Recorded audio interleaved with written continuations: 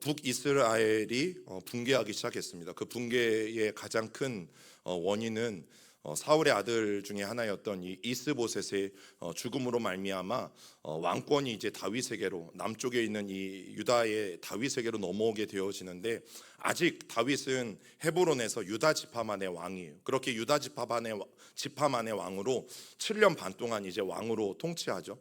반쪽짜리 왕도 아니라 여러분 11개 지파는 지금 다윗을 인정하지 않고 있었고, 오직 유다 지파에서만 다윗이 인정을 받아서 왕으로 등극되어진 상황이었죠. 그리고 이제 나머지 11개 지파가 어떻게 될 것인가 하는 상황 속에서 이스보셋의 죽음으로 말미암아 다윗이 이제 모든 이스라엘 지파의 왕이 되어지는 그런 계기가 마련되게 되어지는데, 이제 쉴새가 없어진 이 이스보셋은 거의 자포자기 상태에 이르게 되어집니다. 자, 그때 브에롯 사람 림몬의 아들인 레갑과 바하나라는 사람이 사실 이스보셋을 살해하죠.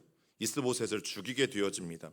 여러분, 3년 기근이 사울이 기브온 사람들을 죽인 데서 비롯되었다라는 것을 여러분 성경이 분명히 밝히고 있는데, 이 기브온 족속의 47개 도시 중에 하나가 어디였냐고 하면 바로 이 브에롯이에요. 그리고 이 브에롯 출신의 레갑과 이 바하나라는 사람은 여러분 기브온 족속일 가능성이 매우 높다라는 사실입니다.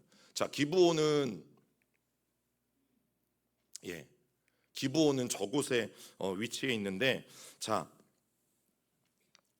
그들은 사울이 자신들의 족속을 죽이고 또 베냐민 경내에서 쫓아낸 원한을 품고 이 사울의 아들이었던 이스보셋을 죽였을지도 모르는 일이고, 그런데 중요한 것 중에 하나는 아무리 이 브에롯 출신의, 즉 기브온 족속인 레갑과 바하나를 죽였다 할지라도 여러분 그 당시의 상황은 뭐였냐면, 이 사람들이 이스보셋을 죽였어도 다윗이 죽였다라는 안 좋은 소문이 퍼지기에 충분했죠. 왜냐하면 다윗은 이미 이 유다 지파의 왕이 되었는데, 야, 다윗이 왕권을 차지하기 위해서, 또 우리 이스라엘 전체를 다스리기 위해서 사울의 아들 이스보셋을 죽였을 것이다.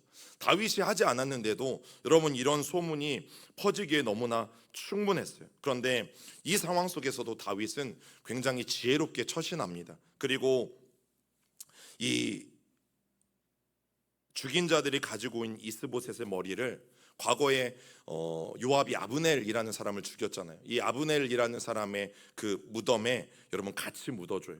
여러분 그 일들을 통해서 다윗이 이스보셋을 죽이지 않았다는 것을 간접적으로 증명해 보여주게 돼요.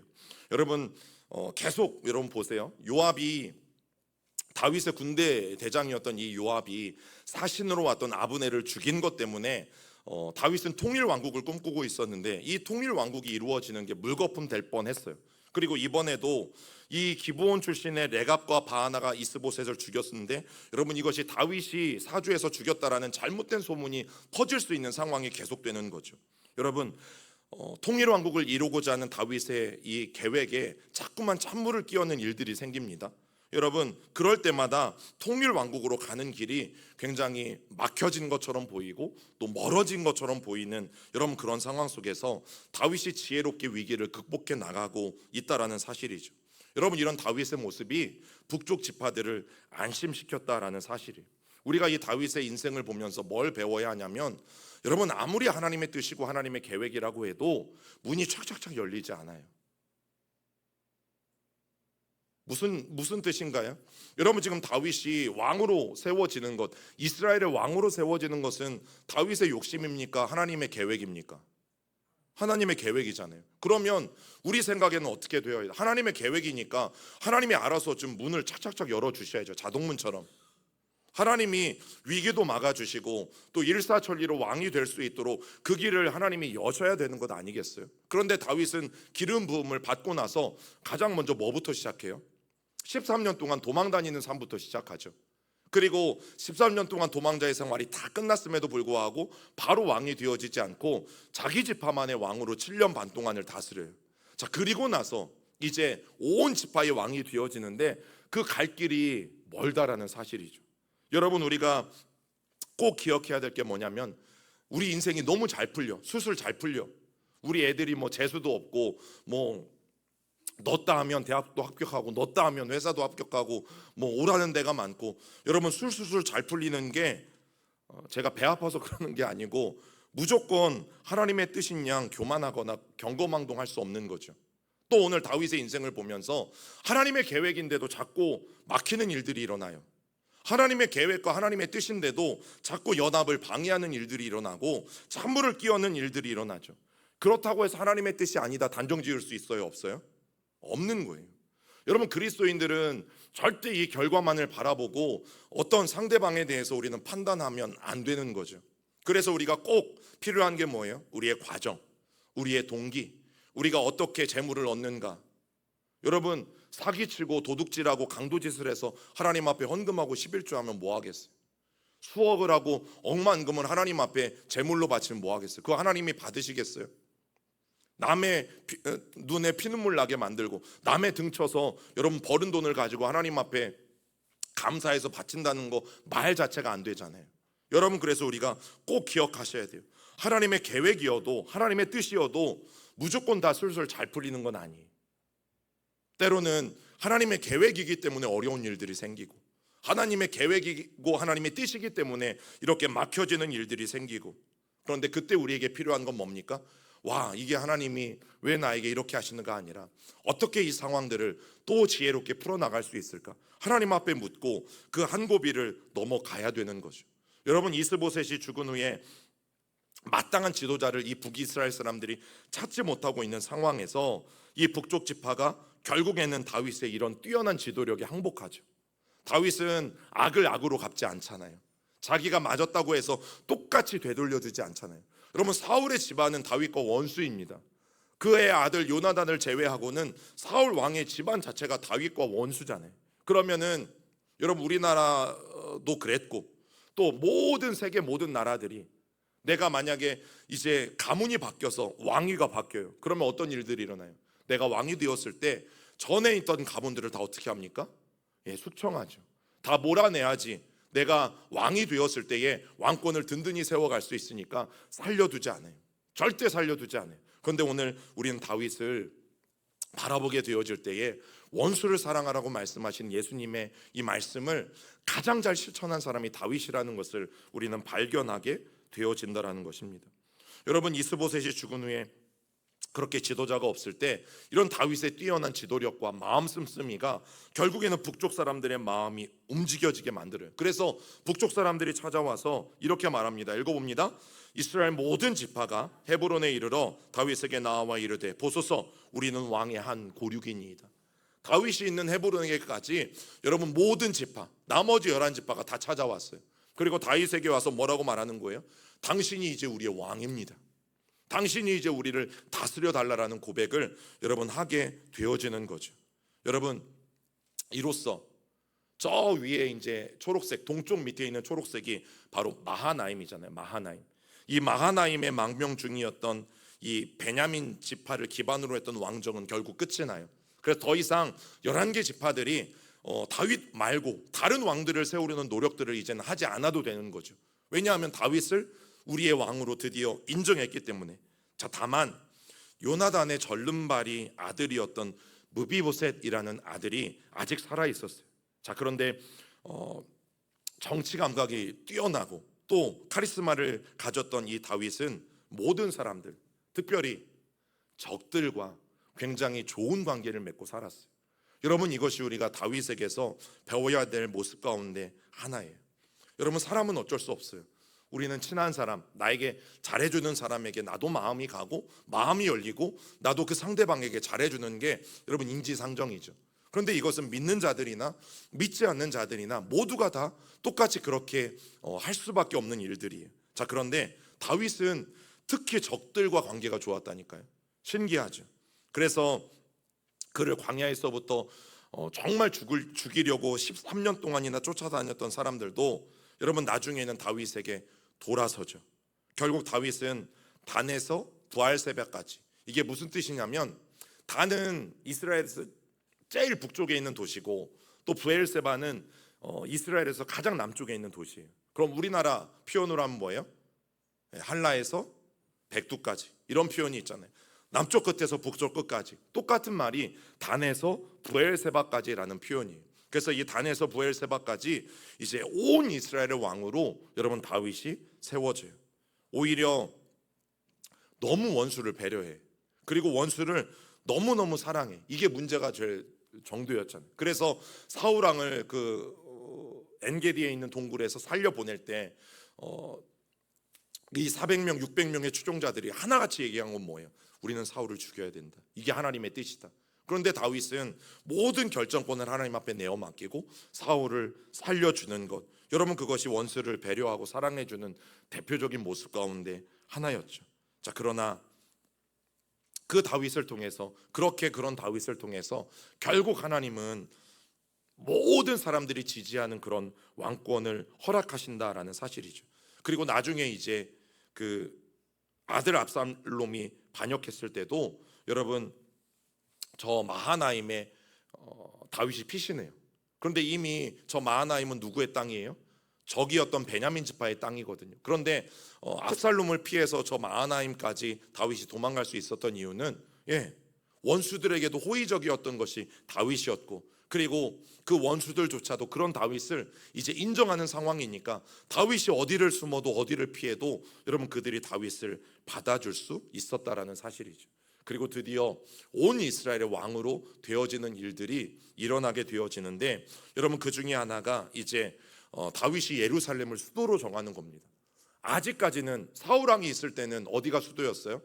사울의 고향인 기브아라는 곳이 수도였어요. 그리고 이제 다윗 왕 때가 돼서야 여러분 우리가 지금 예루살렘이라고 불리는 그곳, 그리고 그곳의 이름을 다윗은 다윗성이라고 명명하는데, 바로 그곳이 이제 두 번째 이스라엘의 정식적인 수도가 되어진다라는 사실이죠. 여러분 다윗이 선택한 새로운 수도는 바로 저곳 예루살렘입니다.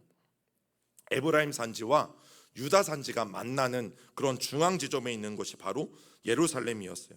왜냐하면 당시에 이 베냐민 지파가 존재하긴 했지만 이 베냐민 지파를 사실은 누가 통제하고 있었냐면 그 옆에 있는 에브라임이 통제하고 있었어요. 그렇기 때문에 베냐민 산지도 사실은 에브라임 산지 가운데 들어갔던 시절이 여러분 당시 성경의 배경이 되어지는데, 저 예루살렘도 원래는 베냐민 지파의 땅입니다. 그런데 원래는 여부스 족속이 살고 있었어요. 들어보셨어요? 여부스 족속? 여부스 족속은 가나안 원주민입니다. 여러분 다윗이 왕이 될 때까지 여부스 족속이 남아 있었다라는 것은 저곳이 정복되어지지 않았다라는 거죠. 저곳이 다윗이 왕이 될 때까지, 사사기를 지나는 동안, 또 왕정 시대가 시작되는 동안 저 여부스라는 곳이, 원래 이름은 여부스예요. 여부스 성이에요. 저 여부스 성이 정복되어지지 않았다라는 사실이에요. 자, 그렇기 때문에 저곳에 다른 민족이 살고 있어서 이 가장 강한 유다 지파, 그리고 왼쪽에 가장 강한 이 에브라임 지파, 이 두 지파 사이에 완충되는 역할을 공교롭게도 저 예루살렘이라는 곳이, 여부스라는 곳이 하고 있었다라는 사실입니다.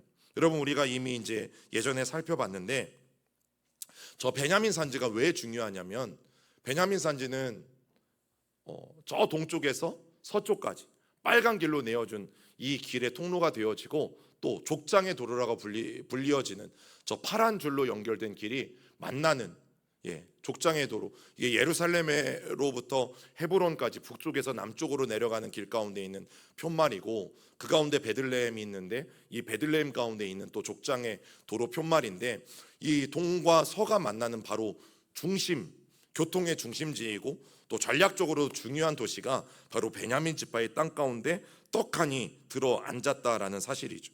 그래서 이 베냐민 산지는 매우 중요합니다. 전략적으로도 중요하고, 그렇기 때문에 다윗이라는 사람은 저 예루살렘을 눈여겨보고 마음 먹고 있다가 여러분 예루살렘을 두 번째 수도로 정하게 되어져요.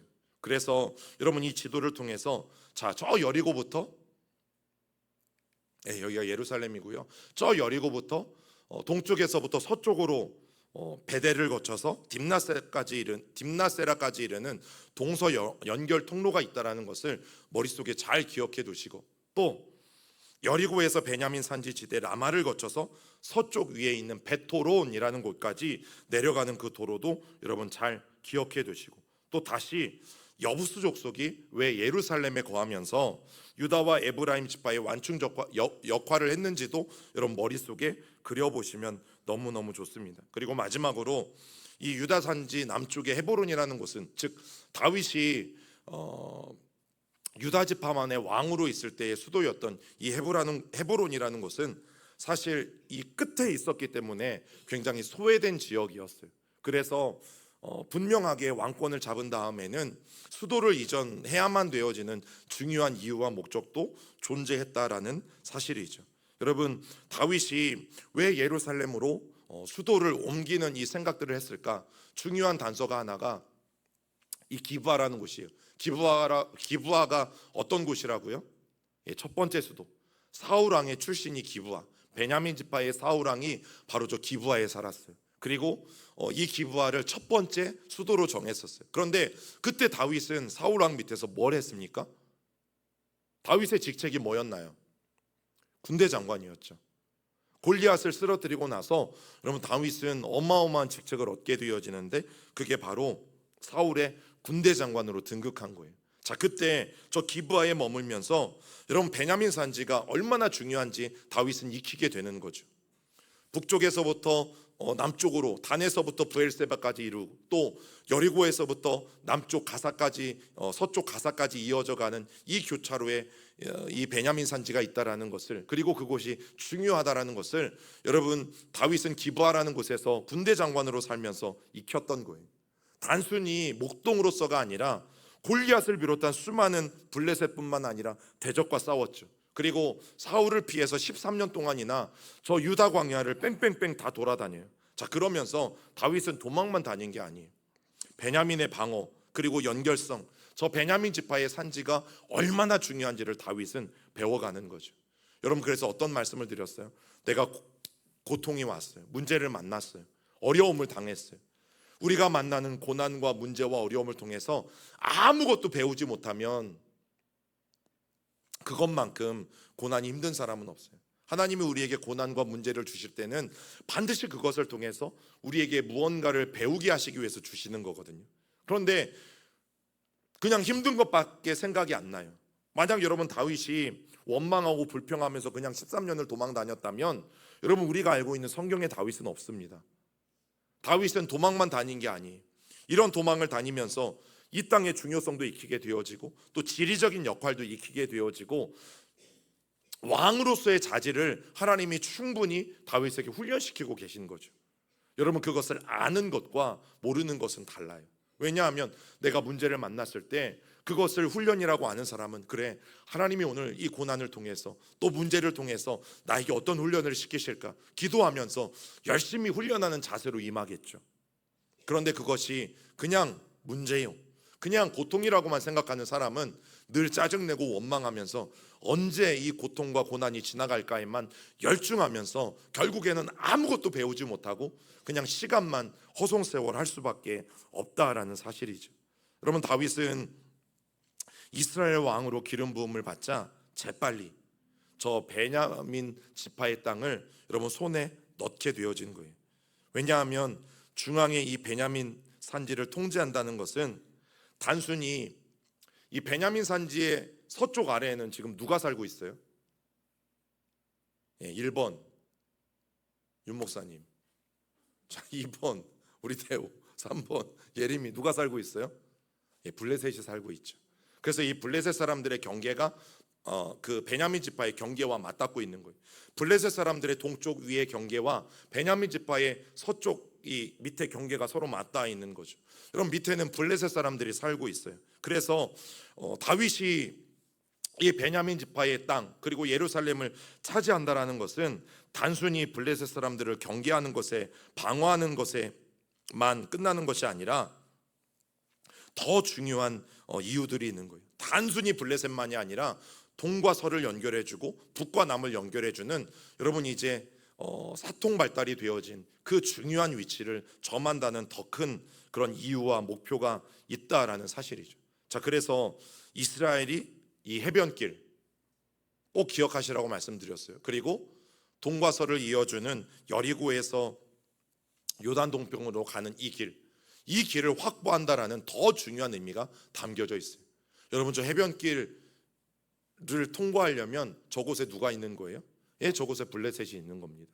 그렇기 때문에 베냐민 산지를 차지하는 것은 너무너무 중요했다라는 사실이죠. 그리고 결국 다윗의 결단이 그의 뛰어난 지리적인 감각들을 보여줘요.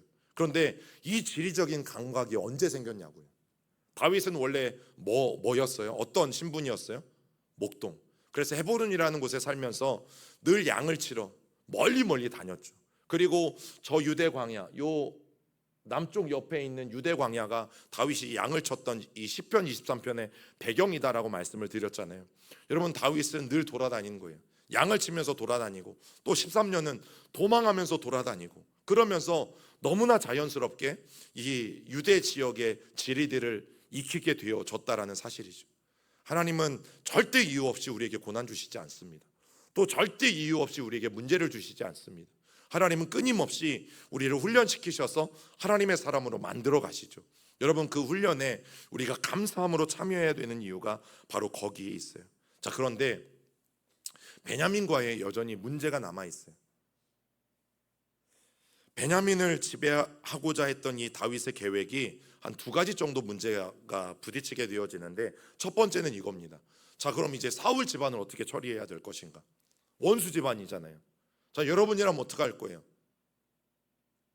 나를 그렇게 힘들게 했는데 아무 이유 없이 13년 동안이나 나를 그렇게 죽이려고 쫓아다녔는데 저 사울 집안 어떻게 할 거예요? 여러분들이 다윗이라면 사울 집안 어떻게 하시겠어요? 자, 두 번째, 내가 7년 반 동안 우리 지파에서는 이제 인정받았어. 그런데 나머지 11개의 지파들, 또 특별히 이 11개의 지파들 중에서도 대장 노릇을 하고 있었던 에브라임 지파, 과연 헤브론에서 이 베냐민 지파가 있는 예루살렘으로 수도를 옮기게 되어질 때에 과연 이 에브라임 지파가 허락할까 하는 거죠. 여러분, 두 가지 문제가 다윗에게 있었던 가장 큰 문제 가운데 하나예요. 자, 그런데 아까 다윗이 지혜롭다라고 말씀을 드렸잖아요. 저 첫 번째 문제, 어떻게 사울의 집안을 처리할 것인가는, 첫 번째 저 문제는 일찌감치 사울과 요나단의 장례를 다윗이 정성껏 치러주잖아요. 벳산이라는 곳에 목이 잘려 걸려있던 이 사울의 시신을 여러분 수습해다가 여러분 아주 정중하게 뼈를 추려서 고향의 요나단도 사울도 다 안치해주고, 또 그것뿐만이 아니라 인척관계를 활용해서 베냐민과의 유대를 확고하게 해나가는 다윗의 모습을 보게 되어져요. 아브넬이 이 평화사절로 오기 전까지 여러분, 다윗은 첫 번째 아내였던 그 사울의 딸 미갈, 바로 이 미갈을 돌려보낼 것을 요구했다라는 사실이죠. 여러분, 그 사실들을 통해서 사울의 집안에 대해서 다윗이 원한을 품고 있지 않다라는 것을 다윗은 분명하게 보여주었어요. 자, 그리고 두 번째 문제, 그러면 베냐민 지파의 땅에 속한 예루살렘으로 수도를 옮기는 것에 있어서 에브라임 지파가 과연 가만히 있을 것인가, 방어하지 않을 것인가? 여러분, 이 그림을 보시면 이제 제일 아래쪽에 흰 놈의 골짜기가 있잖아요. 욕이 아닙니다. 예, 욕이 아니에요. 우리가 말하는 그런 놈 남자를 지칭하는 그런 나쁜 의미의 놈이 아니고 그냥 골짜기의 이름이 흰 놈이에요. 자, 그런데 저 흰 놈의 골짜기가, 저 흰 놈의 골짜기에서 밑으로 더 쭉 서쪽으로 내려가면 예, 거기에 바로 블레셋 사람들이 살아요. 그래서 골짜기만 딱 꼴딱 넘어오면 예루살렘인 거죠. 그래서 흰놈의 골짜기가 서쪽의 방어선이에요. 블레셋 사람들을 저지할 수 있는. 그리고 북쪽 위에 있는 이 기드론 골짜기는 이제 거기가 동쪽인데, 기드론 골짜기 위에는 올리브산, 감람산이 있죠. 그래서 오늘 저 그림에서 보셔야 될 것은 아래에 있는 흰놈의 골짜기예요. 바로 저 흰놈의 골짜기만 넘으면 이제 예루살렘은 당시에는 아직 누가 살고 있었다고요? 여부스 사람이 살고 있어요. 아직 다윗은 저곳에 살지 않아요. 그리고 저곳을 차지하지 못해요. 그리고 흰놈의 골짜기 안에 있는 저 도시가 예루살렘입니다. 저 예루살렘을 여러분, 다윗이 아직은 점령하지 못하고 있었던 상황이에요. 그런데 유다 사람들은 이미 한번 저 흰놈의 골짜기를 넘어서 이 여부스 사람들을 정복한 적이 있었어요. 자, 그런데 정작 그 지파를 차지해야만 했던 베냐민 사람들은 단 한 번도 여부스 사람들에게 손도 대지 못했어요. 그런 상황이 있었어요. 그래서 다윗이 첫 번째 수도인 헤브론보다 이스라엘의 중심에 위치한 이 예루살렘이라는 곳은 베냐민 산지의 첫 번째 방어선이기도 하고, 그리고 훌륭한 수도 후보지가 되어진다라는 사실이죠. 여러분, 이 움직임을 에브라임 지파가 알아차리게 되어져요. 그래서 사울의 후계자를 만약에 자기들이 세우게 되어지면 왕으로 세운 그 정부에 원래 저 요단 동편의 통치권을 다 주려고 마음먹었던 곳인데, 자, 저곳에 다윗이 번뜩이는 기지와 그 재치와 또 하나님이 주신 지혜를 가지고 저 여부스 족속을 여러분 다윗이 대신 쳐주는 거예요. 그러면 이 북쪽 11지파들이 얼마나 감사했겠어요. 유다 지파를 제외하고는 저 여부스 족속이 살고 있는 땅을 아무도 점령하지 못했어요. 왜냐하면 저렇게 골짜기로 아래로 위로 또 오른쪽으로 다 둘러쳐져 있잖아요. 골짜기를 넘어서 싸우는 것이 너무나 힘들다라는 것을 누구나 다 알기 때문에 여러분 함부로 저 여부스 족속이 살고 있는 곳을 정복하지 못했던 것, 여러분 그것을 바로 다윗이 한 거예요. 자, 그러다 보니까 11지파들의 마음이 다윗에게 쏠릴 수밖에 없었고, 그런데 다윗이 예루살렘을 차지하는 방법이 매우 특이합니다. 읽어봅니다. 시작. 이르기를 누구든지 여부스 사람을 치거든 물 깃는 데로 올라가서 다윗의 마음에 미워하는 다리 저는 사람과 맹인을 치라 하였으므로 집에 들어오지 못하리라 하더라.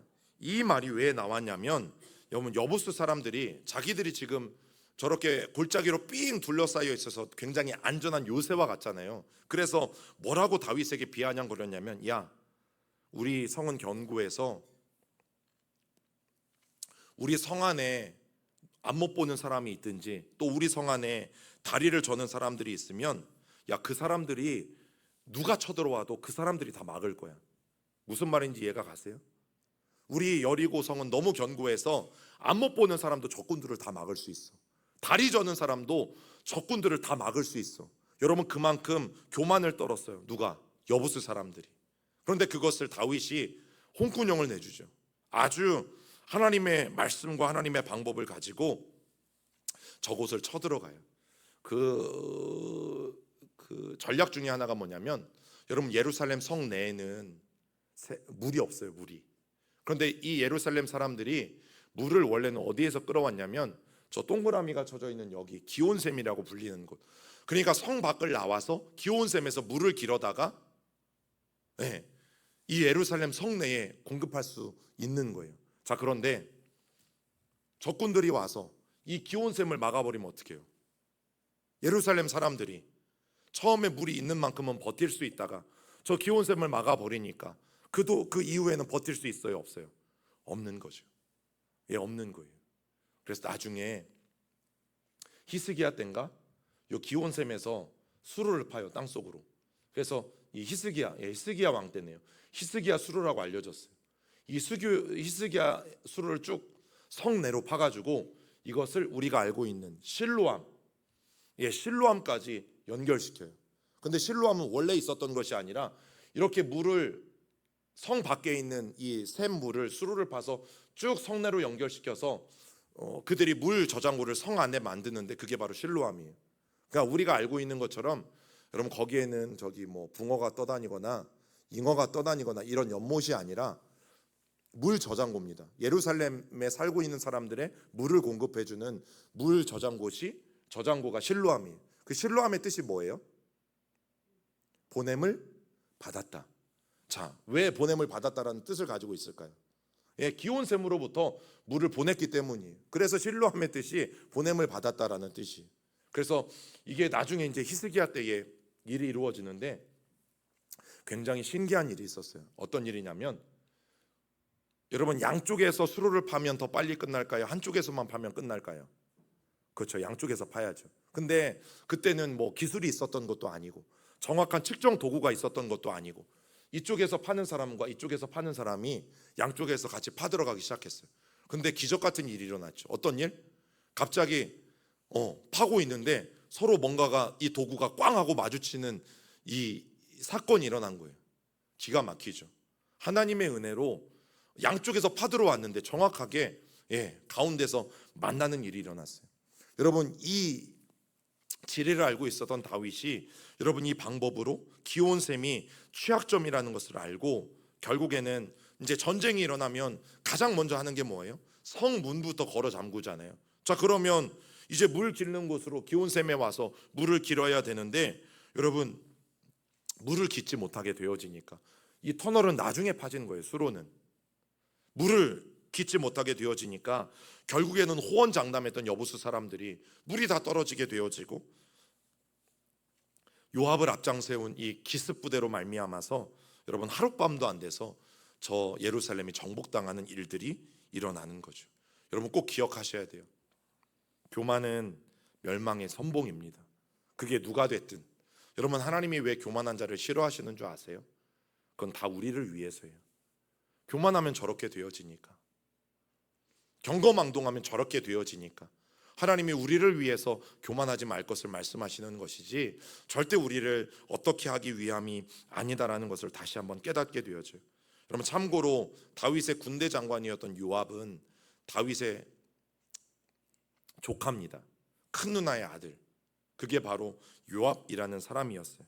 여러분 그렇게 베냐민이 정복하지 못했던 이 여부스 족속의 땅 예루살렘 성이 여러분 결국에는 정복당하게 되어져요.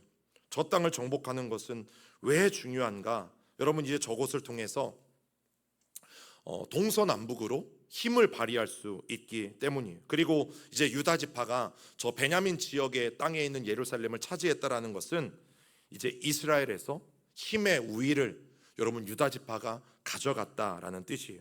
그리고 다윗은 이제 이스라엘 전체의 지지를 받아서 여러분 왕위에 올라가게 되어지고, 그리고 우리가 보통 이제 결혼하면 보통 1년에서 3년 정도를 허니문 기간이라고 하잖아요. 그 허니문 기간이 다 지나기도 전에 여러분 에브라임 지파가 정신도 차리기 전에 재빨리 저 예루살렘을 차지해서 여러분 수도로 땅땅땅 결정하게 되어져요. 그래서 여러분 꼭 오늘 집에 가시면 사무엘하 5장 5절부터 10절까지의 말씀을 한번 읽어보시면 너무너무 좋습니다. 그리고 뜻밖의 도움이 있었어요. 뜻밖의 도움이 뜻밖의 곳에서 와요. 두로왕 히람이라는 사람이 협력을 하게 되어지는데 여러분 다윗의 등극을 의외로 기뻐했던 사람이 두로왕 히람이에요. 자, 두로는 여기 지금 북쪽 밑에 여기가 두로예요. 당시에는 두로와 시돈 이 도시 연합 국가였던 페니키아 이 도시 연합 국가였던 이 국가의 한 도시였던 두로왕 히람이라는 사람이 여러분 다윗을 도와서 다윗이 왕이 되자 그를 위해서 왕궁을 지어주려고 했어요. 얼마나 다윗에게 감사했으면. 조금 요약해서 말씀을 드리면 쭉 해변길을 따라서 여러분 저 두로라는 곳까지 블레셋이 위협했어요. 블레셋이라는 이 민족이 얼마나 강한지 여러분 단순히 해변길을 따라서 이스라엘 땅만 정복한 게 아니라 끊임없이 올라가서 저 두로라는 곳까지 정복해 버려서 이 두로라는 지역까지 블레셋의 피해를 입은 거죠. 여러분 그런데 다윗이 블레셋을 막아줬어요. 이 블레셋을 이겨줬어요. 그래서 더 이상 정복되어지지 않을 만큼 자기의 나라가 평안하게 되어졌어요. 그러다 보니까 이 두로의 히람이 다윗에게 너무너무 감사해서 선심을 쓰게 되어진 거죠. 여러분 더 놀라운 건 뭔지 아세요? 다윗은 두로를 도우려고 했던 게 아니에요. 지금 두로를 도울 정신이 어디 있습니까? 그리고 블레셋 사람들이 두로까지 지금 정복했는지 알 게 뭐야? 그냥 다윗은 자신의 안전과 또 지파의 안전을 위해서 여러분 블레셋을 쳤을 뿐이에요. 그런데 이 주변에 있는 나라에서 조공까지 드리겠다고 하고 왕궁까지 지어주겠다고 하니까 여러분 다윗이 시편 23편에서 뭐라고 고백해요? 내 잔이 넘치나이다. 여러분 이게 하나님의 은혜 아니에요? 여러분 이게 하나님의 은혜라고 말하지 않고 뭘 하나님의 은혜라고 말할 수 있겠어요? 나는 그저 블레셋을 막았을 뿐이에요. 나는 그저 민족을 위해서 우리 지파를 위해서 블레셋을 쳤을 뿐이에요. 그런데 덤으로 전혀 의도하지 않은 두로왕 히람이 자기를 돕겠대. 여러분 이것을 우리는 하나님의 은혜라고 표현할 수밖에 없는 거죠. 읽어봅니다. 시작. 두로왕 히람이 다윗에게 사절들과 백향목과 목수와 석수를 보내매 그들이 다윗을 위하여 집을 지으니. 왜 그런지 아세요? 이스라엘에는 아직 저런 기술이 없었어요. 솔로몬이 성전을 지을 때도 아버지는 이 두로와 시돈 사람인 이 사람들이 지금 저기에 보세요. 목수와 석수를 보냈어요. 저 기술을 가지고 있는 나라의 사람들이 두로 사람들이었어요. 그래서 솔로몬이 성전을 지을 때도 저 사람들의 기술이 동원되게 되어져요. 자, 그리고 10번째는 이제 드디어 블레셋 사람들이 가만히 있지 않죠. 여러분, 지금 이스라엘이라는 나라가 점점 커져요. 자기들을 저지하려고 해요. 그러면 블레셋 사람들이 가만히 있겠어요? 절대 가만히 있지 않습니다. 여러분, 다윗이 유다 지파의 왕으로 있을 때까지는 다윗을 그렇게 위험한 세력으로 보지 않았어요. 그래서 안심하고 있었어요. 그리고 사울의 죽음 이후에 이 블레셋 사람들은 여전히 해변길을 통제하고 있었기 때문에 가나안의 주요 도로들과 이 도시들을 그들은 다 통제하고 있었어요. 그런데 여기가 이제 다윗이 원래 있었던 헤브론이고 요 밑에가 이제 해변길이잖아요. 여러분, 지도에 보면 가까워 보이지만 저 헤브론까지 가려면 또 등산을 해야 돼요. 산길을 올라가야 돼요. 그러니까 거리가 좀 굉장히 멉니다. 여러분, 너무 멀찍이 헤브론이 떨어져 있기 때문에 다윗이 아무리 유다의 왕이 돼도 전혀 블레셋 사람들은 자기들과는 상관이 없다라고 생각을 하게 되어진 거죠. 자, 그런데 이제 문제가 뭐냐? 다윗이 이스라엘 세력들을 하나로 모으기 시작했어요. 11지파 사람들이 헤브론에 찾아와서 다윗을 왕으로 인정하기 시작했고, 그래서 이 12지파가 이제 드디어 하나가 되는 조짐이 보였어요. 또 헤브론에서 예루살렘으로 수도를 옮겨요. 그리고 베냐민 산지와 그 도로들을 하나하나 정복해 나가고 있어요. 자, 그러다 보니까 드디어 블레셋 사람들이 위기를 느끼게 되어졌다라는 사실이죠. 그래서 드디어 그들이 결정한 게 뭐냐면 예루살렘을 침공하기로 결정했다라는 사실입니다. 여러분, 그들이 이동 경로를 보면 저기 서쪽 밑에서부터 쉐펠라라는 이 곳을 이용해서, 여러분 특별히 저 산지에 보면 르바임 골짜기라는 골짜기가 있어요. 저 골짜기를 통해서 예루살렘까지 오면 가장 빠르고 또 가장 쉽게 갈 수 있어요. 저 르바임 골짜기를 통해서 여러분 그들이 예루살렘까지 올라오게 되어지는데, 이 골짜기에서 블레셋은 다윗의 세력들을 차단하려고 한 거예요. 더 이상 다윗이 점점 세력을 넓혀가지 못하도록. 또 예루살렘에서 유다의 베들레헴과 헤브론까지 이르는 저 빨간 줄로 되어진 바로 저 길을 차단하려고 이 블레셋 사람들이 노력한 거죠. 여러분, 이스라엘 땅은 크게 이제 남과 북으로는 길이 3개 있다라고 말씀드렸어요. 가장 밑에는 해변길, 중간에는 족장의 도로, 그리고 요단강을 건너서는 왕의 대로, 이렇게 세 도로가 중심적으로 이어지는데 길목만 막으면 얼마든지 전쟁에서 승리할 수 있는 비결들이 있었기 때문에 그 일들을 한 거죠. 그런데 첫 번째 대결에서 다윗이 정면 돌파로 블레셋을 무너뜨립니다. 그런데 블레셋이 포기해요? 절대 포기하지 않죠. 우리 사무엘하 5장 20절도 같이 읽어봅니다. 시작. 다윗이 바알 브라심에 이르러 거기서 그들을 치고 다윗이 말하되 여호와께서 물을 흩음같이 내 앞에서 내 대적을 흩으셨다 하므로 그곳 이름을 바알 브라심이라 부르니라. 여러분, 다윗은 첫 번째 공격에서 저렇게 승리했어요. 근데 보세요, 어떻게 이겼다? 여호와께서 그들을 흩으셨다. 이게 다윗의 평생의 고백입니다. 내가 했다라는 말이 없어요. 내가 했다라는 말이 없어요. 여러분, 사도행전에도 보면 우리가 주일 저녁마다 사도행전을 나누고 있잖아요. 근데 사도행전의 그 내용들 중에서 지금 누구의 전도여행을 나누고 있어요? 바울이 전도여행한 것들을 지금 3차 전도여행을 나누고 있어요. 바울은 은사도 많았고, 우리가 최근에 본 사도행전에 보면 바울이 그들에게 세례하고 안수할 때 그들에게 성령이 임하고 또 그런 은사와 어떤 방언이 나타나는 일들도 있잖아요. 자, 그런데 여러분, 사도행전은 누가 기록한 줄 아세요? 저는 답을 말씀드렸어요. 사도행전은 누가 기록했을까요? 누가가 복음을 쓴 누가가 기록했어요. 여러분, 바울은 자기 힘으로, 자기 입으로 야, 나 이런 은사 있어, 나 이만큼 달란트가 뛰어나, 자기 입으로 말한 게 아니에요. 사도행전은 누가 기록했다고요? 누가가. 사도행전에 나오는 바울의 모든 이야기는 누가가 쓴 겁니다. 바울이 자기가 자기를 드러내면서 뭐 이런 은사가 있다, 내가 기도할 때 이런 역사가 나타났다, 내가 뭐 이런 사역할 때 이런 놀라운 은혜가 있었다, 전도할 때 많은 사람들이 돌아왔다. 여러분, 이건 바울이 자기 입으로 단 한마디도 한 게 아니에요. 다 누가가 바울의 삶을 기록한 게 사도행전이거든요. 그런데 다윗도 그래요. 여호와께서 물을 흩음같이 내 앞에서 그 강력한 대적들을 흩으셨다라고 다윗은 분명하게 고백하죠. 그런데 두 번째 전투에서 블레셋의 이 진영 뒤로 돌아가서 이런 포위하고 남서쪽에서 공격하라는 하나님의 명령이 떨어지게 되어져요. 그리고 그 명령을 따라서 이제 저곳이 어디냐면 아둘람의 예전이 어떤 곳이에요? 다윗이 숨어서 피할 때에 400명의 이렇게 사회에서 적응하지 못한 불량배들, 부적응자들, 또 왕정으로 바뀌면서 시스템에 적응하지 못한 이런 힘든 사람들이 다윗에게 몰려든 곳이 바로 저 아둘람인 곳이잖아요. 저 아둘람이라는 곳에서 진을 치게 되어지고, 자, 그런데 사건이 일어나죠.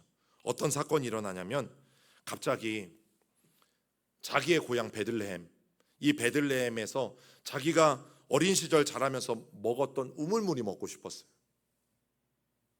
그런데 그 이야기를 듣고 3명의 용사가 블레셋 사람들의 적진을 뚫고 가서 베들레헴에서 그 물을 떠오잖아요. 정말 기가 막힌 충성이죠. 여러분, 그런데 이 일을 계기로 어떤 것을 다윗이 알게 되어지냐면, 와, 블레셋을 뚫을 수 있구나. 여러분, 지금 3명이라는 이 다윗의 충신들 3명이 블레셋 진영을 뚫고 베들레헴까지 가서 물을 떠서 또 그 진영을 뚫고 아둘람까지 온 거잖아요. 이 사건을 통해서 다윗이 발견한 게 이거예요.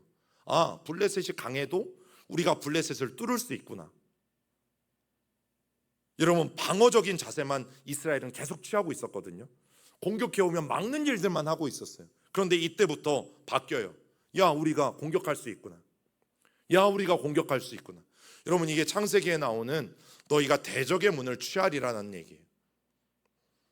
여러분, 나사렛 예수의 이름으로, 만군의 여호와의 이름으로, 성경이 뭘 말해요? 믿는 자에게 능치 못함이 없다라는 말씀을 하는 이유가 이것 때문이에요. 여러분, 다윗의 군대는 블레셋에 있으면서 철기 문화를 배웠다고 했죠. 그리고 전술을 익혔다고 했죠.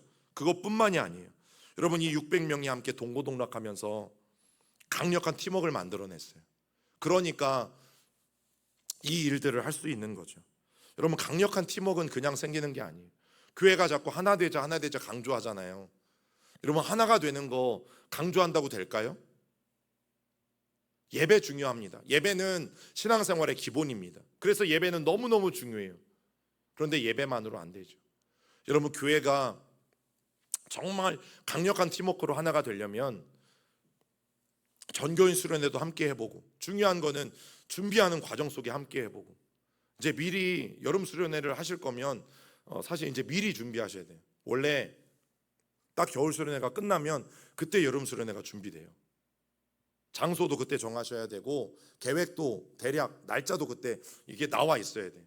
근데 이런 것들은 이제 임원들이 모여서 하잖아요. 그러면 이 함께 모여서 그런 계획도 짜고 서로 같이 기도하고, 이런 일들을 통해서 팀워크가 생기는 거죠. 청소도 그래서 같이 해야 돼요. 청소도 함께 하고 밥도 같이 먹으면서, 교회에 어떤 행사가 있으면 이 행사에 우리가 함께 뛰어가면서 그때 팀워크가 생기는 거거든요. 여러분, 예배만으로 절대 안 돼요. 예배는 어쩌면 하나님과 나와의 이 관계선상에서 가장 중요한 것 중에 하나라면, 여러분, 팀워크는 예배만으로 안 돼요.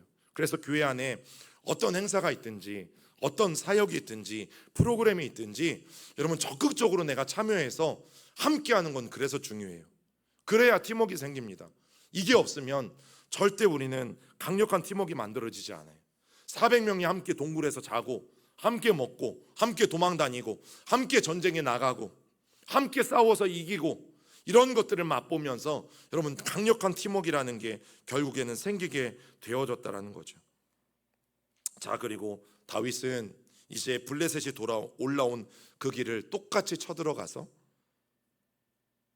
왕의 도로를 따라서 공격해 나가게 되어지고, 다윗이 블레셋 사람들을 쳤던 이 경로들을 보면 블레셋 사람들이 이스라엘 백성들을 치기 위해서 올라왔던 경로들이에요. 그 경로들, 즉 과거에 이스라엘 지파, 이스라엘 백성들이 당했던 똑같은 도로를 따라서 여러분 다윗은 추격해요. 그리고 그 전쟁에서 이제 이기게 되어지는데, 여러분 그것을 우리가 하나님의 은혜라고 말할 수밖에 없고, 또 하나는 더 이상 블레셋이 다윗의 상대가 될 수 없다라는 것을 여러분 성경은 분명하게 보여줍니다.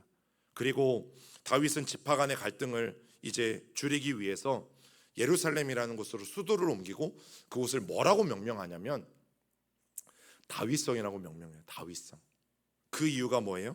이제 이 예루살렘은 누구 지파의 소유도 아니다.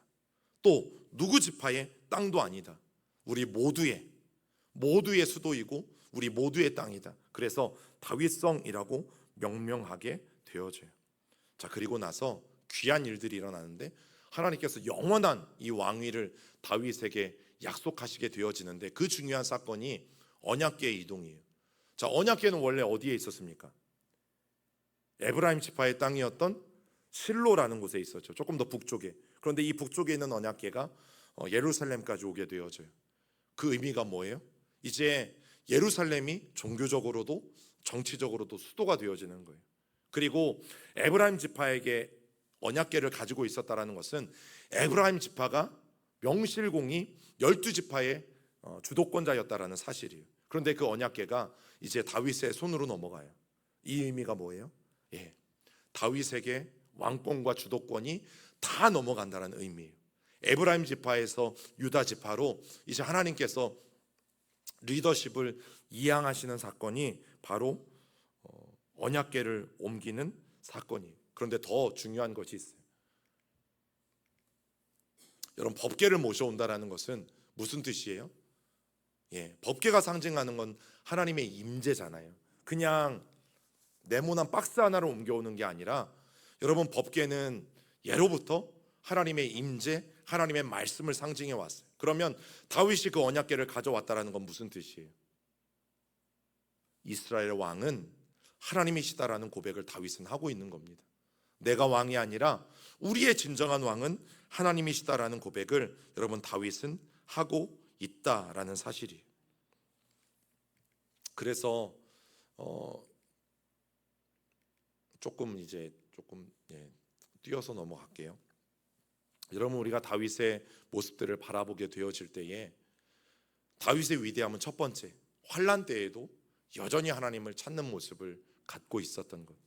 여러분, 환난 때는 누구나 다 하나님을 찾잖아요. 그런데 더 중요한 건 그 다음이에요. 편안할 때도 다윗은 하나님을 찾습니다. 자신이 왕이 되었을 때도 하나님을 왕으로 인정하는 태도가 다윗에게는 있었어요. 그게 다윗이, 하나님께서 다윗을 하나님의 마음에 쏙 드는 사람으로 인정하셨던 굉장히 중요한 이유 가운데 하나예요. 여러분, 문제가 있을 때만 우리가 하나님 앞에 부르짖는 인생이 아니라 언제든 하나님 앞에 부르짖을 수 있는 인생이 되어져야 된다라는 사실이죠. 제가 그런 예 한번 드렸잖아요. 보통 이제 우리도 문제가 터져야 기도하는 그런 사람들이 있어요. 평소에 기도해야 되지만 문제가 터져야지만 꼭 기도해야 되는 사람이 있어요. 그런데 어떤 교회에서 평소에 나오지 않던 이제 어떤 한 분이 나와서 새벽에 막 기도하기 시작했다라는 거죠. 와, 저분은 도대체 갑자기 어떤 문제가 생겨서 안 나오던 분이 나와서 이 새벽에 나와 기도할까? 나중에 이제 목사님이 조심스럽게 물어보니까 뭐라고 대답했냐면, 제가 사실은 좀 미국에 있다가 얼마 전에 귀국했는데 시차 적응이 안 돼서 새벽에 할 것도 없고 뭘 할까 고민하다가 제가 새벽에 기도하러 나왔습니다. 이렇게 대답했다고 하죠. 여러분, 그런데 다윗을 바라보면서 여러분 꼭 기억하셨으면 좋겠어요. 환난 때에 다윗이 기도한 건 너무너무 잘한 일이지만 평소에 기도한 다윗의 모습, 그리고 자기가 왕이 되었을 때도 하나님을 왕으로 인정하는 다윗의 태도, 여러분 우리가 꼭 본받아야 할 만한 태도예요. 시편 23편의 다음에 몇 편이 나올까요? 그렇죠, 정답입니다. 23편 다음에는 24편이에요. 그런데 여러분 이 24편에 보면 성경에는 그렇게 써 있지는 않지만 아마도 예루살렘 성에 그 언약궤가 옮겨질 때, 들어올 때 부른 노래가 아닐까 해요. 왜냐하면 다윗이 이런 노래를 부르거든요. 시작. 문들아 너희 머리를 들지어다. 영원한 문들아 들릴지어다. 영광의 왕이 들어가시리로다.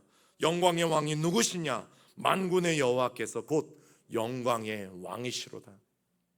언약궤가 예루살렘 성으로 들어올 때, 다윗 성으로 들어오게 되어질 때에 다윗은 저런 노래를 불렀어요. 영광의 왕이 들어오신다. 하나님이 들어오신다. 영광의 왕이 들어오신다. 하나님이 들어오신다. 여러분, 우리의 삶에 예수 그리스도를 믿는다라는 것은 영광의 왕이 우리의 삶에 들어오신다라는 거죠. 그리고 그분이 우리의 주인이 되어 주신다라는 거죠. 여러분, 우리가 문제 속에 하나님을 초청한다라는 것은 그 영광의 왕을 우리가 받아들이는 거예요. 그리고 그 영광의 왕이 내 문제도 내 삶도 통치해 주시기를 간절히 바라는 고백이 주여 내 삶에 오시옵소서라는 고백인 것이죠. 여러분, 한 번 더 힘을 다 읽어옵니다. 문들아 너희 머리를 들지어다. 영원한 문들아 들릴지어다. 영광의 왕이 들어가시리로다. 영광의 왕이 누구시냐? 만군의 여호와께서 곧 영광의 왕이시로다. 그 영광의 왕이 우리가 고통 가운데 있을 때나, 문제가 있을 때나, 아니면 평안할 때나, 또 우리가 즐거울 때나, 언제나 늘 영광의 왕을 저와 여러분들 가운데 모시는 우리의 신앙이 되기를 간절히 축복합니다.